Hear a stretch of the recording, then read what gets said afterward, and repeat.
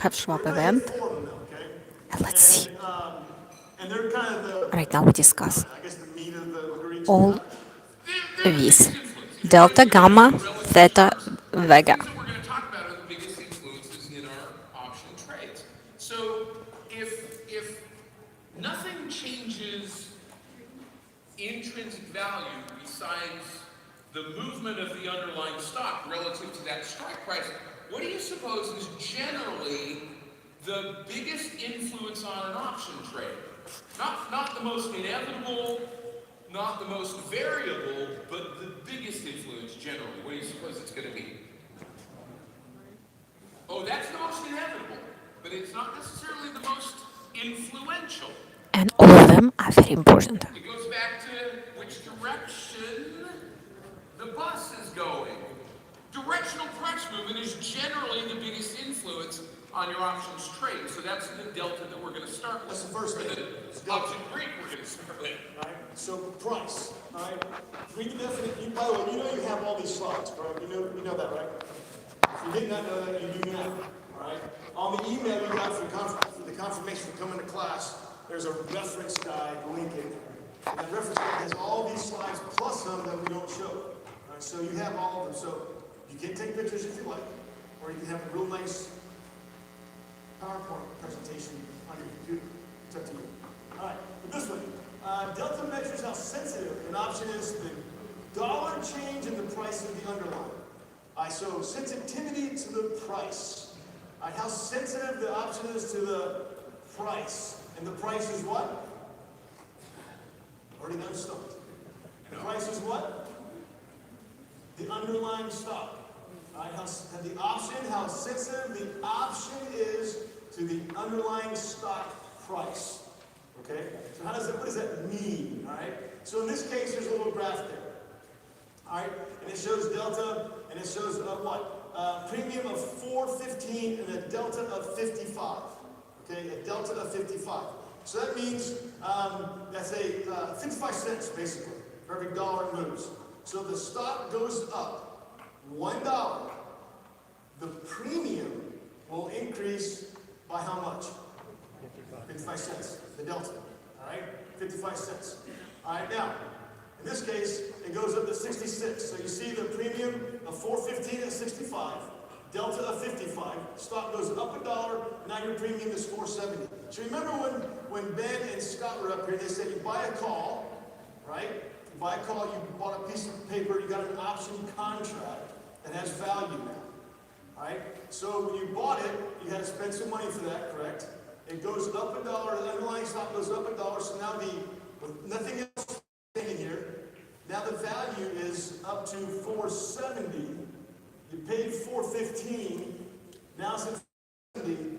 Can you turn right around now and sell the option contract to close the trade and make money? Yes or no? That's an option. It's that simple. All right? It's that simple. That's simplistic of it, but that's how it works. All right, so the underlying stock goes up. So I know Ben and Scott did this. They showed the graph, and Scott said I had it on the wall. All right, but you got to understand, calls, pink phone, remember?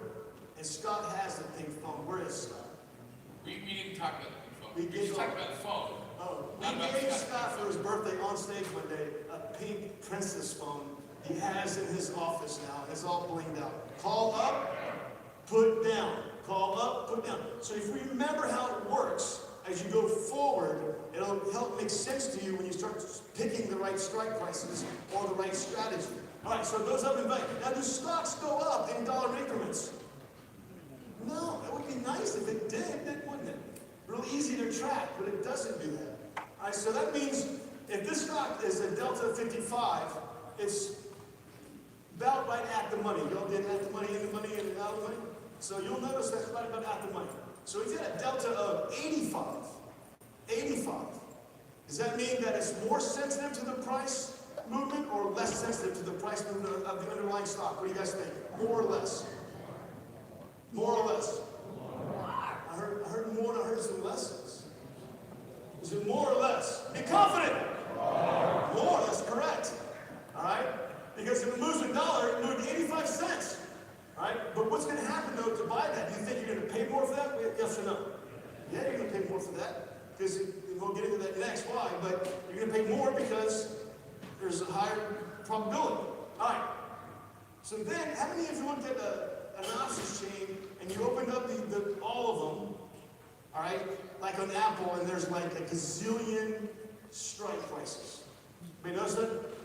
And then you're going, oh, man, which one do I pick? Well, that's why we do the Greeks. All right, so some of you go down there and you see this Greek, all right, this Delta Greek, and it's got 5 cents, 0.05. You're going, man, look at that premium. I can buy like 100 contracts, right? Because it's so cheap, all right? Because the Greek's real low, right? All right, it's for nickel. All right, so that means that to make any really big money, does the stock have to move a lot? Yeah, all right? So does that mean that it's less sensitive or more sensitive to price? All right, so now it's got to move a ton to even start making money. But here's the thing. What happens about the other Greeks that come into play, like theta and gamma and all those things that are kind of working against you possibly? Is that going to hurt? Could that hurt you even worse? So Scott said a good thing up here earlier. He said, you know what? If you're looking at these Greeks and you're looking at those real cheap ones, the ones that are a nickel, a penny, 2 cents, way, way out of the money, all right? And if you're always trading out of the money options, you just might be out of the money. But they're cheap, Ray. Look at this one. I'm looking at this one. This is the $3.95 strike for Apple. And it's only got a 1 cent delta, but it's only going to cost me 14 cents to buy that option, which means I'm going to pay $14 for that option contract. And yeah, Apple's going to go to $3.95, and I'm going to make a big percentage gain. And that's when people will come back to us and go, well, look at the percent gain I got. It only moved this, but I got a percent gain of a lot. Because from a penny to 10 cents, is that a pretty good percent gain? Yes or no? Yeah. But how much money is it? All right? And there's things that are working against you. Okay? So, are we saying you should never buy out of the money options? No. All right? Matter of fact, sometimes it's fairly good. It can work. Yeah. But the thing to understand is, what does it mean when you're doing that? When you're buying out of the money options, okay? Are you buying any intrinsic value? Oh, no, you're not. Okay? And then earlier, we talked about intrinsic value. And do you think that might be a good thing to have in your trade if you're going long on a call or long on a put? What do you guys think? Yep. So just wait. It's a balancing act. I think you talked about a balancing act. It's a balancing act between them. You buy a share of stock, and the stock goes up $1. How much do you make in that trade? If I one share and it goes up $1, how much do you make? $1. So an individual share of stock has a delta of what? 1. If I buy an option that has a delta of 50 cents, it's half as sensitive to that directional movement as the price of the underlying stock. If I buy an option that has a delta of a penny, it has very little sensitivity to the directional movement of the underlying stock. If I buy an option that is deeper in the money, that has a higher delta, it may not be as sensitive to the directional movement of the underlying stock on a one-to-one basis, but it's higher than an out-of-the-money option.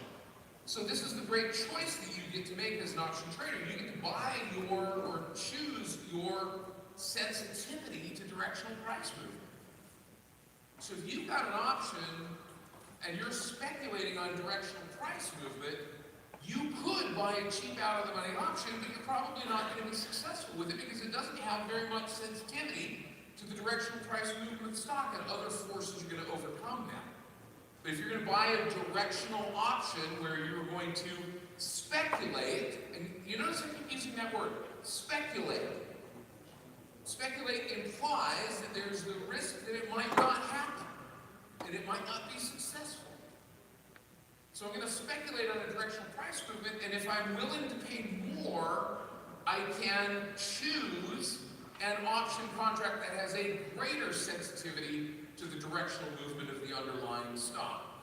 You buy an option that has a greater sensitivity to the movement of the underlying stock. And the way that I choose that is by using that delta as a measure of the sensitivity of that trade to directional price movement. Now, that then brings into this mix this next component of the option rate delta that we can derive or imply from that delta number, where that delta number is. Now, you notice we said that options that have intrinsic value have a higher delta. And the more intrinsic value you have, i.e., the deeper in the money that option is, the higher the delta. Until you get to that delta of 1. You can't have an option that has a delta greater than 1, because that would be one-to-one movement with the price of the stock. You can, in fact, buy an option that does have a delta of theoretically 1, so you get that one-to-one. In England, they call this gearing. The gear ratio there is a one-to-one gear ratio. The gear ratio of an at-the-money option is a 1 to 0.5 gear ratio, who's half as fast as the price of the stock. So think about it in those terms too, for those of you that are mechanically minded. Maybe that helps to clarify that. But the deeper in the money, the more likely it is that the price of the stock stays in the money. So that influences the probability of success. So if I buy an option that has a higher delta, it's likely, theoretically, to have a higher probability of being in the money at expiration, a higher probability of success. So probability. So as a proxy to the probability, you can use delta. Now there is a column on the options chain of probability of expiring in the money or probability expiring out of the money. You actually have that on there, okay? And so you'll notice if you put it on your options chain, you have an extra column in there. You can have that, or you can just use delta. It's really close. Is it exact? No, it's not. Is it close? Yes, it is. All right. Are both theoretical in value? Yes, they are. All right. So all you mathematicians and rocket science and all those really smart people, engineers and stuff, Imagineers, because we're here probably driving you crazy because it isn't exact. All right. So why are we showing you this? So as we move forward, all right, talking about long and short options, this is a good way to look at it to get your probability of where your option may be at expiration. So if you're long an option, call or put, doesn't matter. If you're long an option, would you prefer to have that option in the money at expiration? Yes or no? Yes. Because then it has what kind of value? Intrinsic value, which is the value between what? The underlying stock price and the strike price. All right, so you want that value, all right, so you can sell it and do what? Make money. That's the idea, yes? All right, so you would like, typically, most people would probably like to have a higher probability of being in the money at expiration than not, correct? All right, so if you have a delta of 40, all right, I'll tell you right now that's out of the money. Yes. All right, and that means you have about a 40% of that strike of being in the money at expiration. Does that feel warm and fuzzy? Does that feel warm and fuzzy? As opposed to a delta of maybe 70. All right? You get a 7% chance of that strike to be in the money at expiration. Does that make you feel warm and fuzzy? Yes or no? Yes. All right, so does that mean you should never buy a 40 delta option? What do you guys think? No, it might fit what you're doing. All right? But now you know when you go home, when you look at that big long list of strikes on your trade tab, you'll be able to go, well, I'd rather have a higher probability. So maybe you want to look at strikes that have a delta of 50 or more. So you start narrowing it down. Does that make sense? Because we're not going home with you. We're not? Okay. Well, I know some of these folks are pretty nice. They are. And they live in a good area. So. All right, so And let they me can bring open, it can back. they open rooms? All right. No. Wow. So I'm up for adoption. All right. Are you? Yeah. So anyway, when you go out there in the options chain, now you have that. Now, Scott and Ben talked about this thing called shorting stock. All right, and is that a time frame thing or is that a position thing? Come on, review. Position. You're selling means you're shorting the stock, right? Or option. All right. So in this case, if you're typically not always, but typically, would you rather have your option out of the money at expiration if you sold it to open the trade, or would you rather have it be in the money? Out of the money. So if delta is a proxy of the option being in the money at expiration, then a 40 delta gives you a 60% chance of it being what? Out of the money at expiration. So if you sold the option to start the trade, such as a covered call, selling a put vertical spread, which we're doing after lunch, okay? You think maybe you might want to migrate to deltas that are below 50. What do you guys think? Yes? All right, so now, when you open your options chain up and you're looking at your different strategies, you can go in there and go, instead of going, man, well, if I sell the one that's in the purple, that 295 strike, I get this much money, the bid price, 22.65, right? So I get a little bit more money, but my probability of being out of the money is only 23%. Yeah. All right, and what happens when you sell an option? You incur a what? Oh my. All right, that's something that you want to do. So that's why you might want to pick a delta that's what? Out of the money if you're a seller. Because then it's the inverse. So then if I go to this one, I go, well, if I sell the 345 where Ben's got his cursor on right now, I might get a lot less money. Yeah, but I got a huge high, a 14 delta. Oh my gosh. That's what, an 86% probability of being in out of the money at expiration, yes? But it's cheap, right? But it's cheap. Right? Balancing act. Right? Balancing act. We can't tell you which one you should buy or sell. It's not fair to you. I don't know how you're trading. That would not be fair to you. But now you can go home and now you know the why behind it. Does that make sense? Is this helping at all? Yeah. All right, keep going. As option traders, guys, do not underestimate the power of greed when it comes to influencing you to do something that maybe is not your best interest. Because it really is one of those things that gets in the way of trading successfully. If you are measuring success by making a profit on an option trade, not taking it to its maximum theoretical gain. By the way, in a long call option, maximum theoretical gain is to infinity and beyond. So you're probably not going to get that. But to make some profit in the trade, choosing an option that has a higher probability of success by choosing a higher delta, even though you're going to pay more money, may yield more successful trades. But succumbing to the idea of being greedy by buying a cheap option that you think is going to be a big winner because the stock is going to make a big move, and you think that that's easy because some TikTok video told you that it was, you're probably not going to be successful at trading long directional options. Okay? This is not an easy strategy to be successful at. But let's put ourselves in an area, in a neighborhood, where we're more likely to be successful. And one of the ways that you do that is you buy an option that has a little bit of intrinsic value, because if the stock does nothing, you got something left over at expiration. Now, here's the other thing to think about.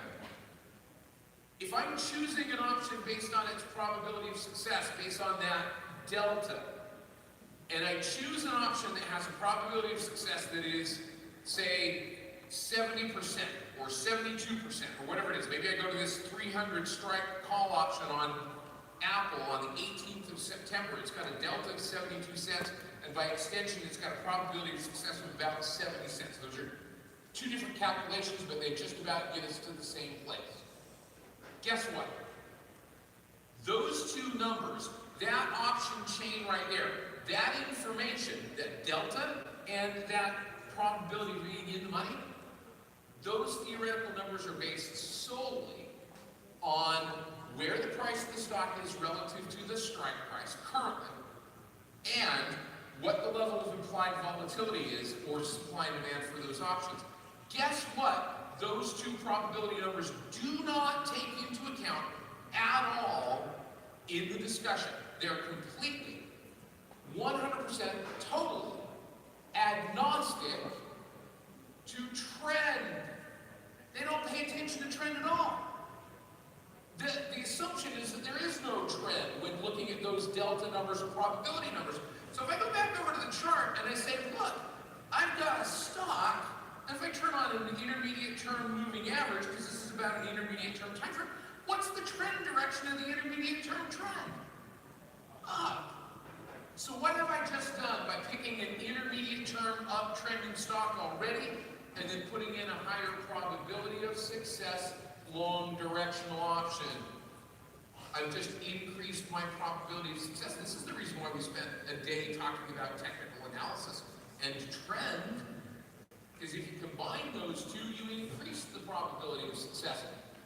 Trade a long call option on a bus that's going to Jacksonville, not on a bus that's going to Key West. Trade a long put option on a bus that's going to Key West, not on a bus that's going to Jacksonville. Still doesn't guarantee where the bus is going to go, but it increases your probability of success. That's it. Okay. It increases our probability of success to get through this. Let's go to again. Oh, yeah. Let's do that. Sorry, because I can belabor that point. And Ray's other job is to keep me on track. Oh, but I got to go to this again so that we can Here you go.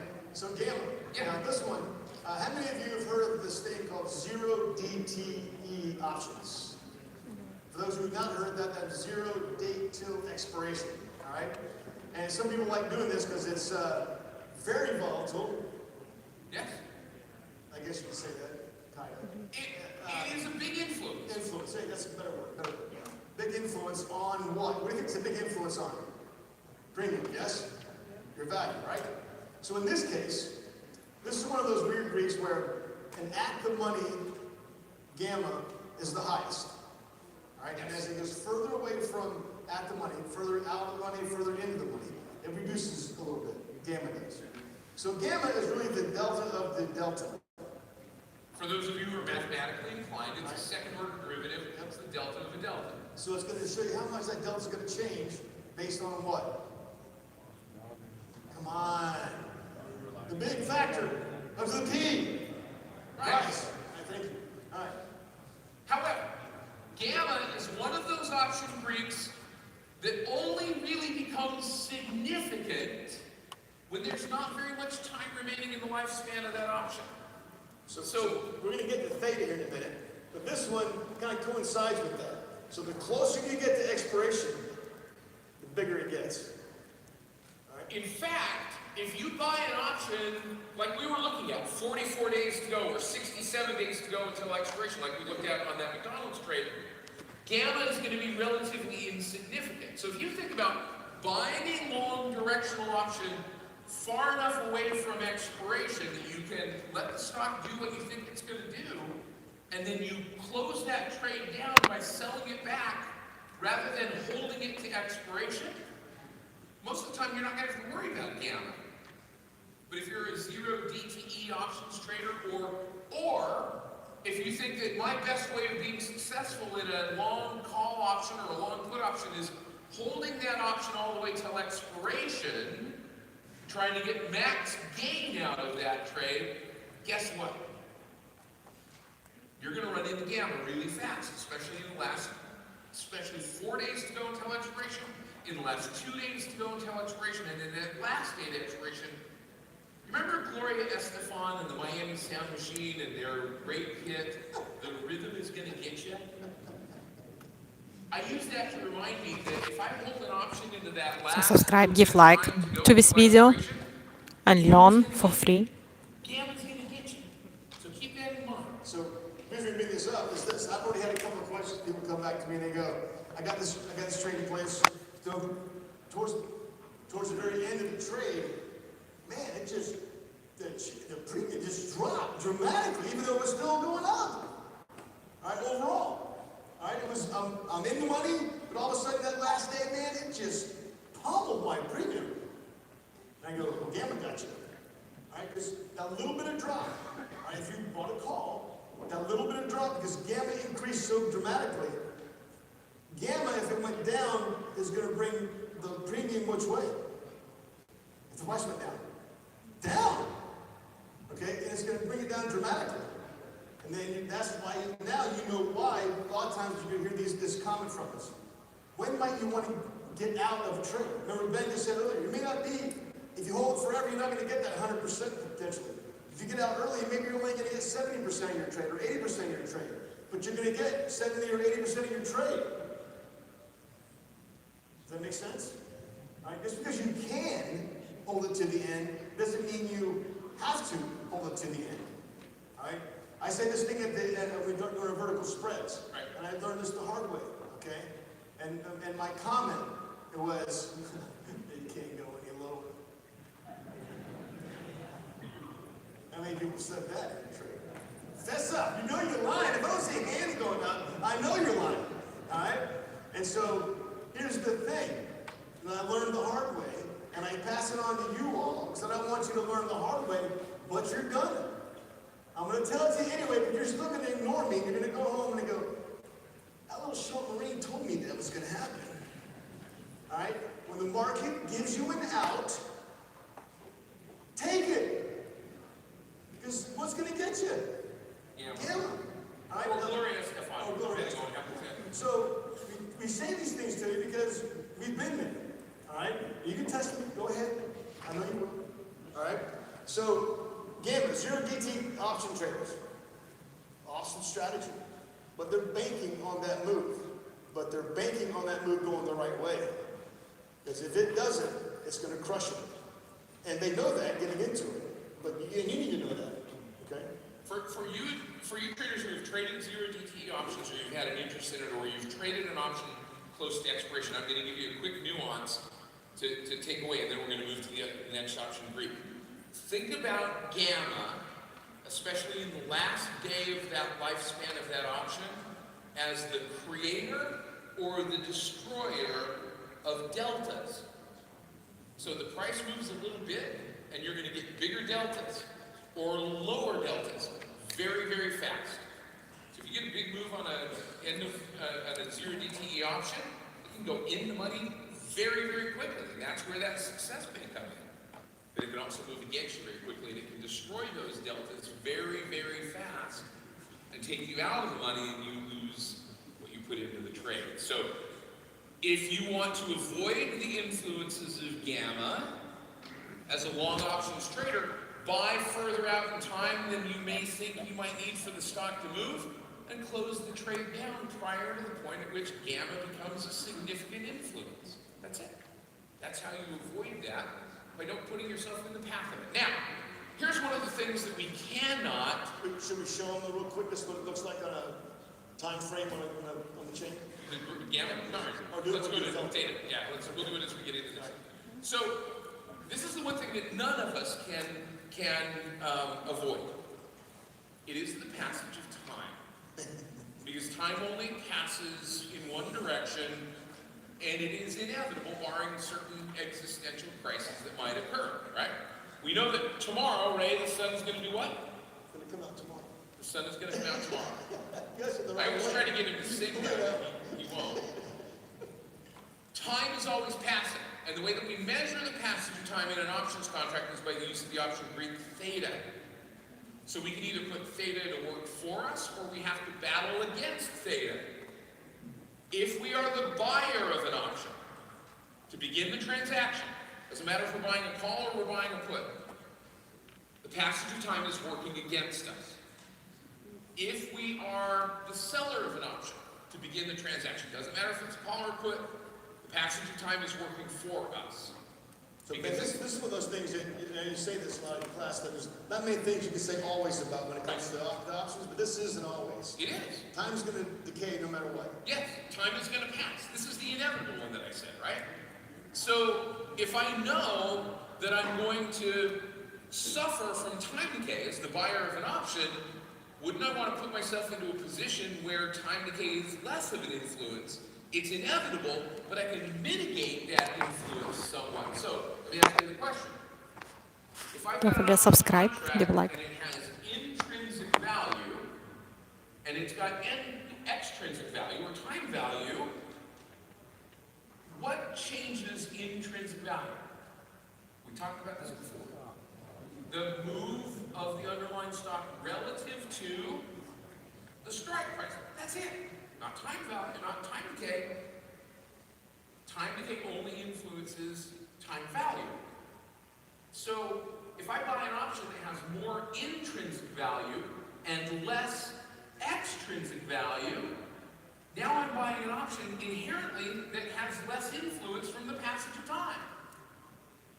If I buy an option that has more time to go until expiration, when the rate of time decay is slower, and I sell that option contract back before time decay accelerates, I'm mitigating the impact of the passage of time.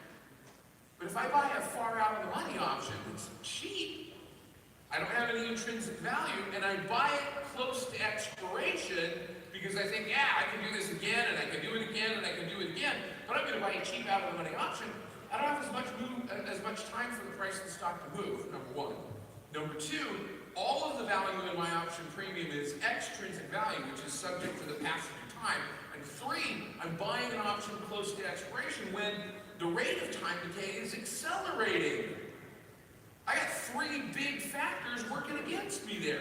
Yeah, you're not going to be as successful in that particular case because you're buying it out cheap out of the money option. You might get lucky once or twice and the price of the stock may make a big move, and that big move might overcome the tug of war between time decay, but not very often. So if you're going to trade a directional option, put yourself into a position where you can potentially be successful because you already know about trend, and buy an option with enough time because you can theoretically sell that time value back to somebody else. Let's show how this works. Yeah, so I highly suggest you do this. There's many things we can get advice on. This I advise you to do it. I want you to draw this diagram that Ben's going to put up here. Because he kind of, when he did this many years ago, I saw this, I'm like, okay, that's like the best explanation of how time decay works and how you can apply it to your strategies the best of anything else. So draw this piece of paper. All right? This is expiration. All right? You're on the wrong screen. Oh, whoops, I am. Sorry. My fault. There we go. I was drawing. So draw a graph on here, and then we're going to draw a timeline on here from where it starts to expiration. Okay? So this is option premium right here over time. That's this big clock, but it's squished down to the bottom of the chart. Sorry about that. So here's the thing. Time decay. Now, I'm going to draw the curve for an at-the-money option. Okay? This is the option that has the greatest amount of extrinsic value, or time value, relative to intrinsic value. An at-the-money option is where the kind of currently at the strike price is at the stock price. So it's kind of that 50-50 proposition directionally. But this is what that rate of time decay kind of looks like. It's not really, sorry, I got to move my cursor there. It's not really a linear curve. It's more of a logarithmic curve, which means that time decay out here in this range between that point and that point, time decay is relatively slow. But once I get past that point, time starts to fall off the cliff. The rate of time decay between this point right here and this point right here is very, very fast. It accelerates exponentially. So if you stop right there, Okay. I want you to think logically now. So if you're the buyer of the option, all right, would you rather be on the left side of that graph or the right side of that graph when it comes to time decay? What do you guys think? The left side, where the time decay is not taking away a lot of value, right, of your premium as time goes on. Does that make sense? Right? Because up there it's very shallow. If you're the seller of the option, That's the blue. right? Remember, on the seller of an option, you're going to do what? You're going to sell the option when the price is where? High. And you're going to buy it back when the price is what? Low. So if you did nothing at all, if the price of the underlying did nothing at all, and every single day, time decay is taking away value, right? And at the end of time, your option is worth what? Zero. Nothing because of time decay. Is that a good thing? Yes. Because you sold it for, let's say, $2, and now it's worth nothing.